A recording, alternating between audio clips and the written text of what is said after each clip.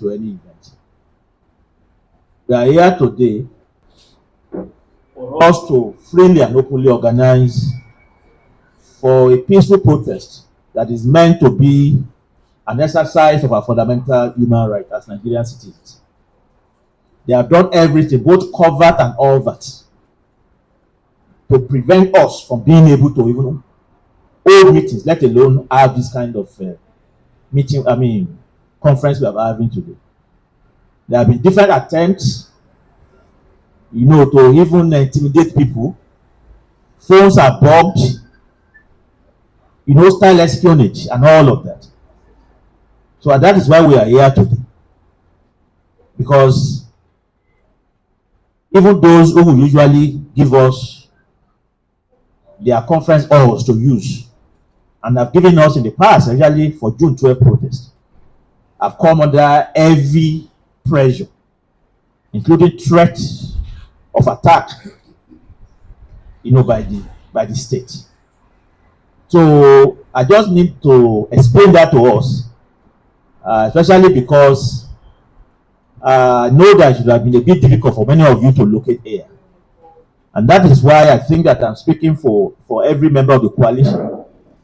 If I say that we are immensely grateful to the Nigerian media who have shown up here today.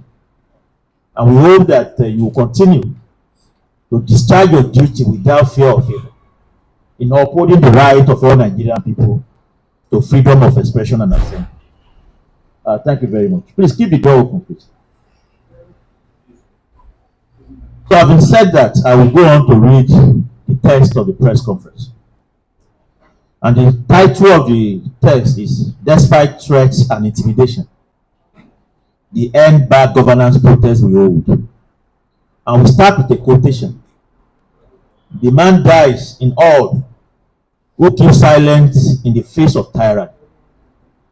That's a quote from Professor Wole prison memoirs, titled "The Man Died," which was published in 1972, at another very critical period in the history of our country. Dear ladies and gentlemen of the press, we thank you for hearkening to our clarion call by attending this press conference, which is taking place at a very dark hour in the history of our dear nation. You are all witnesses to how, over the past 3 weeks, the President, Tinubu government, his aides, security agencies, and the ruling All Progressive Congress have been trying hard to disparage, calumniate, and demonize the hashtag End Bad Governance in Nigeria protest. They have called us all kinds of unprintable names. They have threatened all sorts of violence and personal harm against us. Their paid agents have threatened to attack us and kill us if we dare to come out, including the threat to deploy the deadly Oro court against protesters in Lagos State. They have accused us of several crimes, including treason and of being sponsored. They have floated fake news to pull out of a protest they never were part of in the first place. They have even gone ahead in the last few days to weaponize poverty by mobilizing the poor and the most vulnerable in our society with a token cup of rice and a few naira notes to participate in state-sponsored protests in order to counter our legitimate protest. All the while they are doing this, the police and security agencies have either watched in silence or held them on. The Department of State Security on its own part, that shadowy instrument of coercion that should have no place in a real democracy in the first place, has been most brazen in its contrived lies, alluding to so-called foreign mercenaries who are coming to infiltrate our protests, and in its body of activist phones, infiltration, hostile espionage, and other covert operations to sabotage our protest. The army too has also issued a statement over this protest, threatening protesters The army, according to the constitution, is not meant to respond to any issue that concerns the internal situation in the country. But yet, they say that this is a democracy, and you have the army actually threatening violence against protesters. And already they are being deployed across the nation ahead of the protests on Thursday.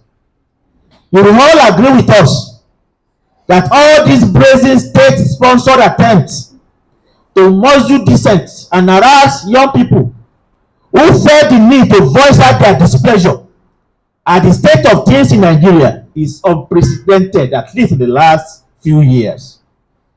This is a new era of civilian dictatorship we are witnessing under President Bola Ahmed Tinubu, a man who claims to have fought for democracy, but has now turned out as the hangman of democratic ideas.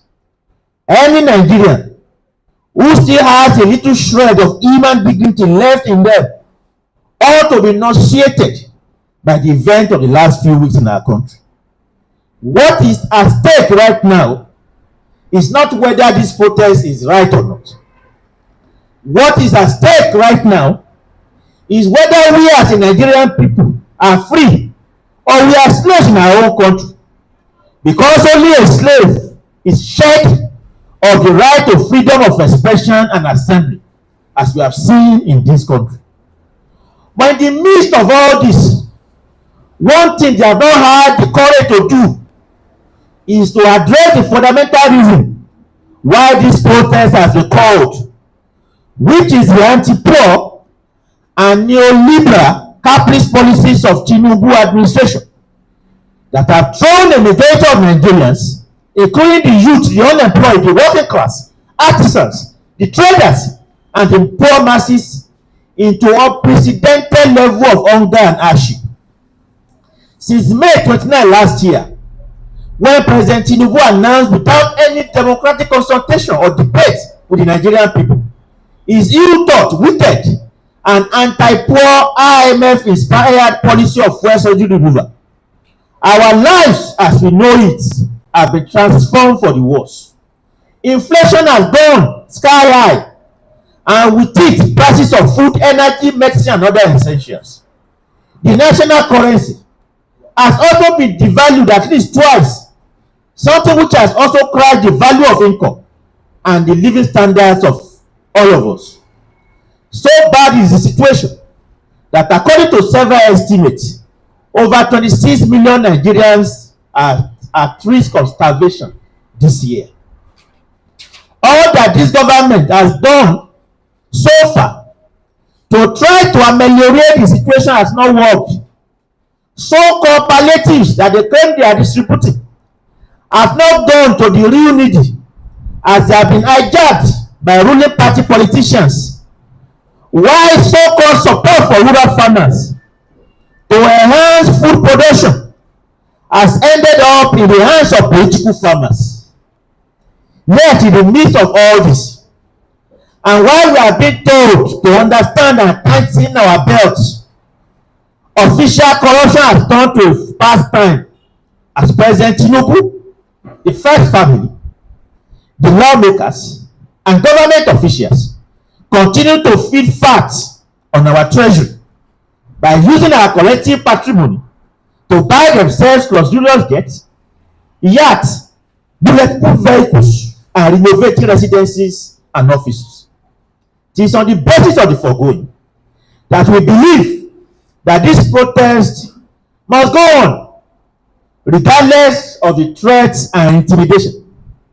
To this extent, we, coalition of society organizations, youth groups, socialists, and trade unions, we announce our support for the end bad governance in Nigerian protests.